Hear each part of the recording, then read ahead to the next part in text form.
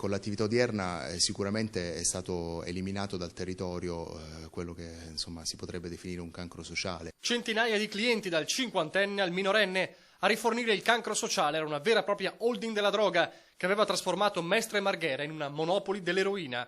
Suddivisioni in aree, soprattutto le Vaschette e Piazza Mercato a Marghera e Via Piave a Mestre, rispetto dei limiti territoriali e 3 livelli di gestione dello spaccio. La terraferma per mesi è annegata in fiumi di polvere bianca, fiumi controllati da un'organizzazione di tunisini sgominata dai carabinieri di Mestre in oltre un anno di indagini certosine. Raccogliendo gli elementi che vengono notati durante la giornata sulla strada, le informazioni che ci vengono fornite dai cittadini, siamo riusciti ad individuare gli spacciatori che operavano sul territorio. 16 arrestati in tutto, l'indagine è partita a settembre 2011. Nel corso dei mesi già 7 pusher erano finiti in manette. Il blitz della scorsa notte ha portato all'arresto dei 9 elementi più importanti.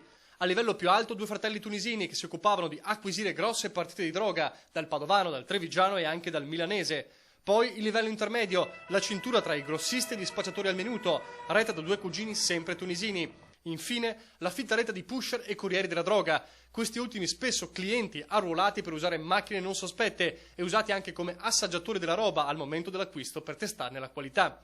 Gli affari andavano talmente bene che i carichi di eroina venivano prelevati e diffusi ogni 3-4 giorni. È stato registrato che ogni settimana arrivavano tra Mestre e Marghera dall'1,5 kg ai 2 kg di eroina.